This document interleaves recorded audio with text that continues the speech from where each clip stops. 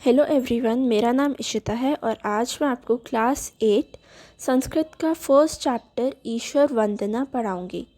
सबसे पहले हम वर्ड मीनिंग से स्टार्ट करते हैं। फर्स्ट है माता। माता का मतलब माता होता है, मदर। सेकंड पिता। पिता का मतलब पिता ही होता है, फादर। बंधु। बंधु का मतलब संबंधी होता है, रिलेटिव। सखा। सखा का मतलब होता है मित्र, फ्रेंड। विद्या। विद्या का मतलब होता है ज्ञान, नॉलेज। द्रविणम। द्रविणम का मतलब होता है धन, वेल्थ। देव देव।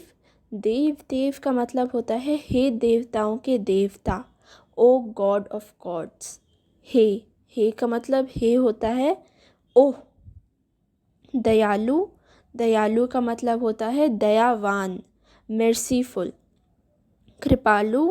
कृपालु का मतलब होता है कृपा करने वाला, काइंड। गुरु। गुरु का मतलब होता है आचार्य, टीचर। साधु। साधु का मतलब होता है साधु, सेंट। संकेतः। संकेतः का मतलब होता है इशारा, हिंट या सिग्नल। सकल। सकल का मतलब होता है सारा, ऑल। भानुः। भानुः का मतलब होता है सूर्य, सन। तप। तप का मतलब होता है तपना, टू शाइन। विधुः। विधुः का मतलब होता है चंद्रमा, मून। प्रभुः। प्रभुः का मतलब होता है ईश्वर, गॉड। वायुः। वायुः का मतलब होता है हवा, एयर। तरुः। तरुः। तरुः का मतलब होता है पेड़, ट्री। फल।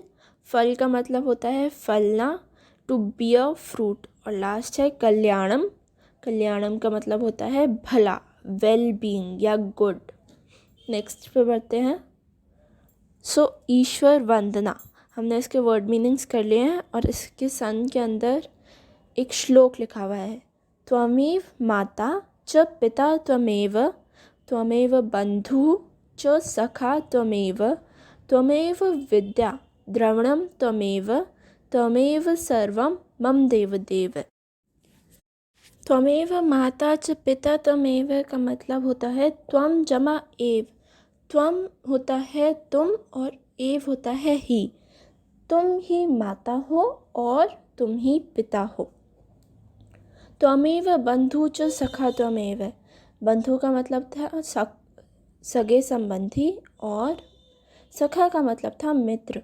तुम ही सगे संबंधी हो और तुम ही मित्र हो। त्वमेव विद्या द्रविणम त्वमेव। त्वमेव विद्या। विद्या का मीनिंग हमने किया था, उसका मीनिंग होता है ज्ञान। और द्रविणम का मतलब होता है धन। तुम ही विद्या हो और धन भी तुम ही हो।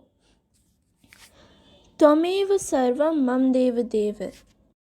इसमें हमने देव देव का मतलब किया था देवताओं के देवता, और सर्वम का मतलब होता है सब कुछ। तो इसका मतलब हो जाएगा हे देवताओं के देवता, तुम ही मेरे सब कुछ हो। अब हम आगे बढ़ते हैं। हमारा सन वाला हो चुका है और हम उसको नीचे वाले को एक बार पढ़ लेते हैं। हे ईश्वर, त्वं दयालु असि, त्वं कृपालु असि, त्वं गुरुरामपि गुरुः, साधवः अपि त्वामेव अर्चयन्ति। हे ईश्वर, त्वं दयालु असि का मतलब होता है हे ईश्वर, तुम दयावान हो। त्वं कृपालु असि, तुम कृपा करने वाले हो। त्वं गुरुरामपि गुरुः, तुम गुरुओं के भी गुरु हो।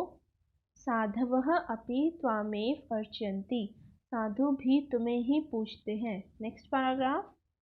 तव संकेतेन एव सकलानि कार्याणि चलन्ति, भानुः तव आज्ञयात् तपति, विधुः अपि तव संकेतं पालयति। हे प्रभो, वायुः अपि तव आज्ञयां विना न चलति, तरवः अपि तव कृपया एव फलन्ति। तव संकेतेन एव सकलानि कार्याणि चलन्ति का अर्थ है तुम्हारे इशारों से ही सभी काम चलते हैं। भानुः तव आज्ञया तपति। इसका अर्थ है सूर्य तुम्हारी आज्ञा से तपता है। विदुः अपि तव संकेतं पालयति। चंद्रमा भी तुम्हारे इशारों का पालन करता है। हे प्रभो वायुः अपि तव आज्ञायां विना न चलती। हे प्रभु हवा भी तुम्हारी आज्ञा के बिना नहीं चलती। तरवः अपि तव कृपया एव फलन्ति। तरवः का मतलब होता है वृक्ष। वृक्ष भी तुम्हारी कृपा से ही फलते हैं। Next paragraph. हे ईश्वर त्वं भक्तान रक्षसि दुष्टान च दंड्यसि। अस्मभ्यां विद्यां यच्च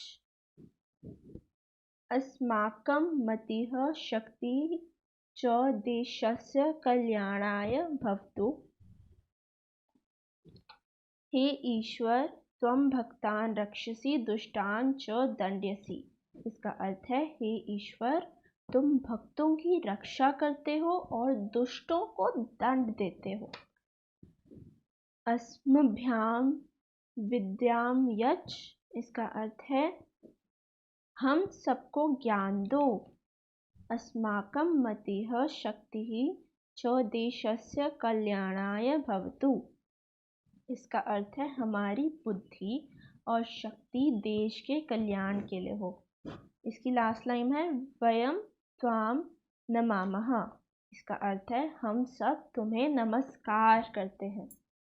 थैंक यू सो मच। आपको अगर वीडियो अच्छी लगी हो तो please subscribe and like and please share this video also. Thank you.